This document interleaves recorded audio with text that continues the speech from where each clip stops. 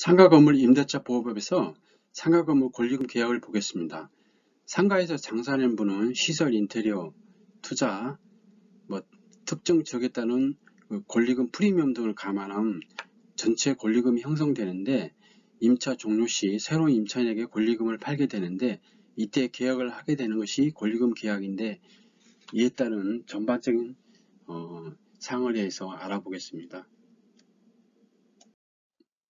상가건물 임대차 보호법에서는 권리금 계약을 규정하고 있는데, 제10조 3항을 보면은 권리금이란 임대차 목적물인 상가건물에서 영업을 하는 자 또는 영업을 하려는 자가 영업시설, 비품, 거래처, 신용, 영업상호 노하우, 상가건물 위치에 따른 영업상호 이점 등 유형, 무형의 재산세 가치의 양도 또는 이용 대가로서 임대인, 임차인에게 보증금과 차임 이에 지급하는 금전적인 대가를 말한다, 이렇게 얘기하고 있습니다. 즉, 권리금이라는 것은 임대인한테 받는 게 아니고 새로운 임차인에게 받는 거죠. 권리금 계약이란 신규 임차인이 되려는 자가 임차인에게 권리금을 지급하기로 하는 계약을 말합니다.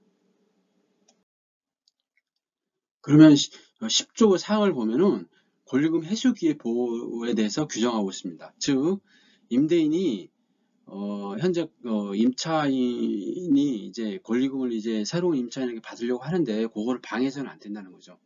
임대인은 임대차 기간이 끝나기 6개월 전부터 임대차 종료 시까지 다음 각호 어느 하나에 해당하는 행위를 함으로써 권리금 계약에 따라 임차인이 주선한 신규 임차인이 되려는 자로부터 권리금을 지급하는 것을 방해해서는 안 된다, 이렇게 하고 있습니다. 첫 번째, 임차인이 주선한 신규 임차인이 되려는 자에게 권리금을 요구하거나 임차인이 주선한 신규 임차인이 되려는 자로부터 권리금을 수수하는 행위는 안 된다, 이거죠. 두 번째, 임차인이 주선한 신규 임차인이 되려는 자로 하여금 임차인에게 권리금을 지급하게 못하는 한 행위.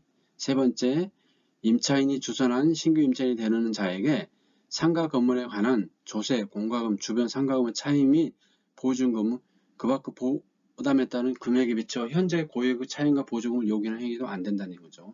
네 번째, 그 밖에 정당한 사유 없이 임대인이 임차인이 주선한 신규 임차인이 되려는 자와 임대차 계약의 체결을 거절하는 행위도 안 됩니다.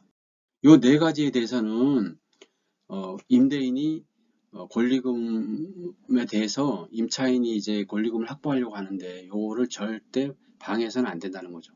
그렇지만 또 다음 사항은 방해를 해도 된다. 그러니까 임대인이 권리금에 대해서 방해를 된다는 거죠. 첫 번째, 임차인이 주선한 신규 임차인이 되는 자가 보증금 또는 차임을 지급할 자격이 없다, 이거죠. 당연하겠죠. 왜냐하면 새로운 임차인이 들어오는데 그 사람이 어떤 차임을 지급할 능력이 없다고 그러면은 그게 권리금이 인정될 수가 없겠죠.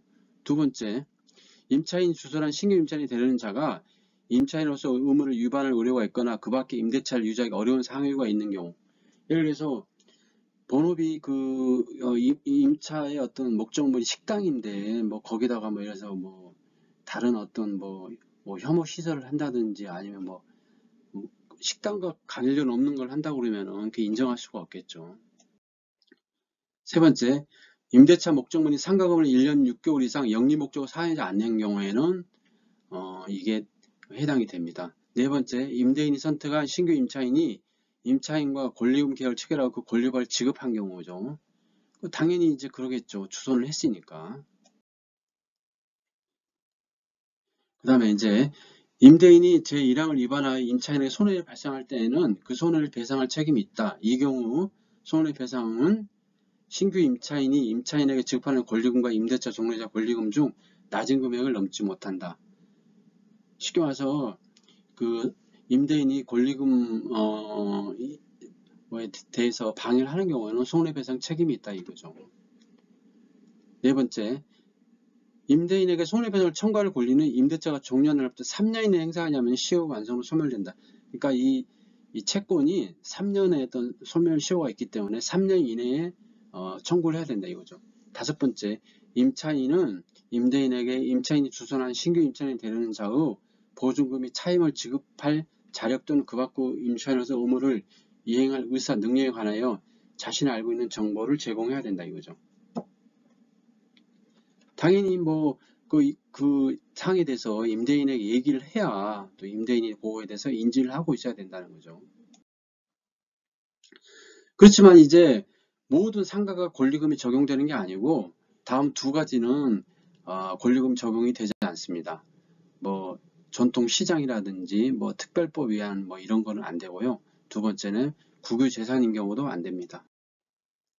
그 다음에 이제 그 10조 6항에서는 표준 권리금 계약서 작성에 대해서 이제 국토교통부 장관은 요거에 대해서 표준계약서를 권장할 수 있다 이런 거죠. 강제 조항은 아니지만은 권장할 수 있다는 거죠. 권리금 표준계약서 주요 내용으로서는 계약서에서는 권리금액, 임차인의 임대차 계약 현황, 권리금의 대가로 이전돼야 할 대상의 범위를 특정하여 기재하고 권리금 계약 체결 이후 임대차 계약 체결을 못하며 권리금 계약은 무효가 되어 임차인은 신규 임차인부터 받은 계약금을 반환해야 되는 의무사항을 계약으로 기재하도록 되어 있습니다. 요거는 국토교통부 홈페이지에 가면은 다운받을 수 있습니다.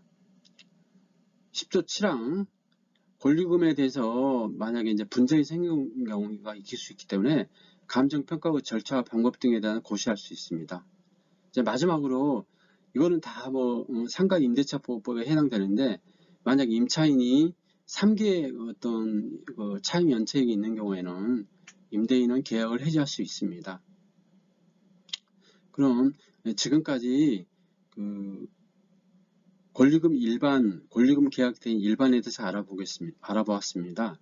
이 권리금 계약은 굉장히 또 어떤 임차인으로서 굉장히 중요합니다. 왜냐하면은 자기가 어떤 시설 투자를 다 했는데 또 거기서 오랫동안 또 장사를 했는데 불가피하게 뭐 딴 데 이사를 가는 경우에 당연히 그 어떤 시설 인테리어라든지 그 다음에 어떤 장사에 대한 그 지역 프리미엄을 얻고 싶겠죠. 근데 만약에 이제 그렇지 못한 경우에는 또 음성 복구의 위험도 있고 또 경제적으로 큰 피해가 있기 때문에 상가 임대차 보호법에서 특별하게 권리금 계약에 대해서 규정을 하고 있습니다. 예, 감사합니다.